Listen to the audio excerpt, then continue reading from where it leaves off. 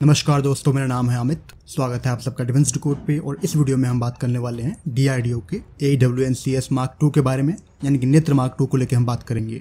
इसके बारे में हम सभी जानते हैं कि एयर इंडिया के टाइम पे डिस्प्ले किया गया था कि 6 के नंबर में और जो आपके नेत्र मार्क 2 हैं वो बनाए जाएंगे, जो कि बेस्ड होंगे एयरबस के A320 पे। मतलब उन पे जो इनकी माउंटिंग है वो की जाएगी। तो यहाँ पे इसको लेके हम बात करने वाले हैं कि इस तरह के प्लेटफॉर्म के इस्तेमाल होने से किस तरह के जो आपके एडवांटेज हैं वो आपको मिलेंगे और कब तक हम इस प्लेटफॉर्म को एक्सपेक्ट कर सकते हैं। तो इन सभी चीज़ों पे बात करने से पहले एक देख लेते हैं बैकग्राउंड कि क्यों यहाँ पे DRDO चाह रही है कि नेत्र मार्क 2 की तरफ जाया जाए। हम सभी अवेयर हैं कि नेत्र मार्क 1 का 3 जो यूनिट है वो DRDO ने बनाए थे एमरर के ERJ-145 पे। 3 में से 2 आपके ऑलरेडी ऑपरेशनल IAF के साथ, और एक जो नेत्र है वो DRDO के साथ एज अ टेस्ट बेड के रूप में काम कर रहा था, जिसको अभी हाल ही में IAF में इंडक्ट करने को लेकर जो विचार विमर्श है वो चल रहे हैं।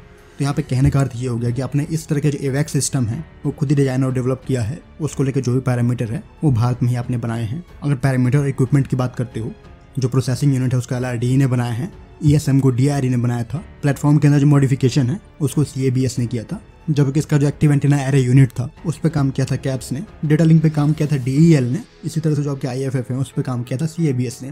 तो कुछ इस तरह का जो वर्क का डिस्ट्रीब्यूशन है वो DRDO ने किया था। और आपका जो एफर्ट और टाइम था नेत्र मार्क 1 में वो काफ़ी कुछ गया है।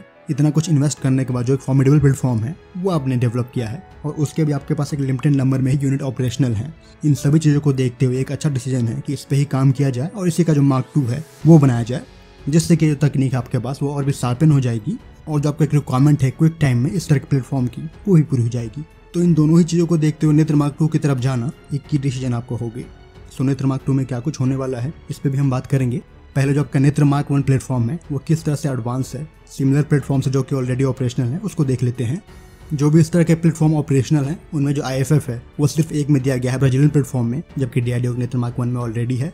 यहाँ पे जो दूसरा की डिफरेंस है जो कि इसको डिस्टिंक्टिव बनाता है वो है एलिवेशन स्कैनिंग को लेके। वो सिर्फ DRDO के नेत्र में दिया गया है, बाकी किसी प्लेटफॉर्म में वो नहीं है। ऐसे ही जाता है सैटकॉम को लेके। DRDO के नेत्र में KU बैंड बेस्ड जो सैटकॉम है वो दिया गया है। कहने का अर्थ ये हो गया कि अगर आप लाइन ऑफ साइट में हो तो आप इस्तेमाल कर लोगे C बैंड का कम्युनिकेट करने के लिए अपने प्लेटफॉर्म के बीच में। लेकिन जैसे ही आप लाइन ऑफ साइट से दूर जाते हो, मतलब जो आपके कम्युनिकेशन रेंज है उससे अगर आप दूर जाओगे तो वहाँ पे आपके पास कोई भी मीन नहीं है कम्युनिकेट करने के लिए, जिसको देखते हुए DRDO के प्लेटफॉर्म में जो KU बैंड सैटकॉम है वो दिया गया है। और ये चीज़ बाकी के प्लेटफॉर्म में अभी उपलब्ध नहीं है। जबकि एक जो इन फ्लाइट रिफ्यूलिंग प्रोब है वो भी दिया गया है DRDO के नेत्र में, जो कि बाकी में नहीं है। यहाँ पे जो एडिशनल सीट है क्रू के लिए 5 दी गई है, जिसको लेकर जो क्रू है आपके वो रेस्ट कर पाएंगे, और रेस्ट लेने की वजह से जो लॉन्गर सॉर्टी है वो अचीव कर पाएंगे। तो इस तरह के कुछ मुख्य जो एडवांस सिस्टम है वो आपके DRDO के नेत्र मार्क 1 में दिए गए हैं। अब बात करते हैं कुछ ऐसे लिमिटेशन की जिसको आपका नेत्र मार्क 2 एलिमिनेट करेगा और जो एडवांटेज है वो देगा। तो जो आपका नेत्र मार्क 2 है वो बेस्ड होने जा रहा है A320 पे, जो कि कंपैरेटिवली बिगर एयरक्राफ्ट है ELB-145 से, चाहे वो इसके लेंथ को लेके हो, विड्थ को लेके हो या फिर डायमीटर को लेके हो। तो ये हर मामले में ERJ-145 से एक स्टेप आगे है। बात करते हो एडवांटेज की, तो जो आपका ERJ-145 है यहाँ पे जो प्लेटफॉर्म की रेंज है वो अराउंड 3400 किलोमीटर है, जबकि वही रेंज आपके A320 में 6500 किलोमीटर से ऊपर की है। तो यहाँ पर ऑलमोस्ट आपको जो रेंज है वो डबल मिल रही है। कहने का अर्थ यहाँ पे ये हो गया कि कोई भी जो रिफ्यूलर एयरक्राफ्ट है वो आपको कैरी करने की जरूरत नहीं है सेम मिशन के लिए। सपोज करो आपको एक राउंड लगाना है लद्दाख से लेकर अरुणाचल का, तो वो चीज़ आपके A320 बेस्ड नेत्र मार्क 2 होंगे वो बिना रिफ्यूलिंग करे आसानी से करने में सक्षम होंगे। तो प्लेटफॉर्म की रेंज को लेकर जो एडवांटेज है वो आपको मिलने जा रहा है। अब बात करते हैं नेत्र मार्क 2 की रेंज को लेकर, जहाँ पे जो नेत्र मार्क 2 का प्लेटफॉर्म है, एंटीना है, उसके रेंज को इम्प्रूव करने के लिए जो एम्पलीफायर्स हैं उनमें एडवांसमेंट की जाएगी। और जो दूसरा की फैक्टर यहाँ पे होने वाला है वो है पावर टू अपर्चर रेशियो को लेके, जो कि आपके एंटीना की रेंज को तय करता है। तो यहाँ पे जो पावर टू अपर्चर रेशियो होगा वो ऑब्वियसली हायर होगा। ऑलमोस्ट 130 kN प्लस का जो थ्रस्ट है वो मिल रहा है एक इंजन से। तो उस तरह के यहाँ पे 2 इंजन है, तो यहाँ पे काफ़ी ऑब्वियस होगा कि ERJ-145 के कंपैरिजन में जो अपर्चर टू पावर रेशियो होगा वो हायर होगा यहाँ पे। तो टेक्निकली जो रेंज होगी आपके एंटीना की वो इम्प्रूव होने जा रही है। जहाँ तक बात करते हो रेंज की मार्क 1 में, यानी कि नेत्र मार्क 1 में वो 380 से लेकर 400 किलोमीटर के अराउंड है, और वो चीज़ यहाँ पे नेत्र मार्क 2 में आप एक्सपेक्ट कर सकते हो 550 से लेके 600 किलोमीटर के अराउंड। तो ये आपको सेकंड एडवांटेज मिल जाता है एक बड़े प्लेटफॉर्म को चुनने की वजह से। अगले एडवांटेज की बात करोगे तो वो है स्पेस और अर्गोनॉमिक्स को लेके। यहाँ पे जो वर्क स्टेशन होंगे उनके नंबर को, कंफर्ट को आप इंप्रूव कर सकते हो, क्योंकि ERJ-145 को मॉडिफाई करते वक्त काफ़ी सारी जो वायरिंग है उनका ध्यान रखा गया है क्रू कंफर्ट को देखते हुए, जो कि आपके A320 में काफ़ी आसान हो जाएगा। जो भी बॉडी इनको बना रही होगी तो उनके लिए यहाँ पे ये चीज़ आसान हो जाएगी कि जो वर्क स्टेशन है उनके नंबर को बढ़ाया जाए, उनके कंफर्ट को बढ़ाया जाए। जहाँ तक बात रिजर्व क्रू शीट की तो वो भी यहाँ पे ज़्यादा रहेंगे। अब बात करते हैं इलेक्ट्रॉनिक सिस्टम और सेंसर को लेके, जो कि आपके एयरक्राफ्ट के वेरियस जगहों पे इंस्टॉल किए जाएंगे। इस तरह के तकरीबन 90 के अराउंड जो सेंसर और इलेक्ट्रॉनिक सिस्टम है वो इंस्टॉल किया गया आपके सरफेस पे या फिर आपके एयरफ्रेम में। तो उन सबको काफ़ी स्ट्रैटेजिकली और प्लानिंग के साथ इंस्टॉल किया गया है आपके नेत्र मार्क 1 पे। इन सभी सिस्टम को लेकर जो आसानी है वो आपके एयरबस के A320 के साथ होने वाली है। वहाँ पे जो सिस्टम होंगे वो इतने कंजस्टेड नहीं होने वाले हैं।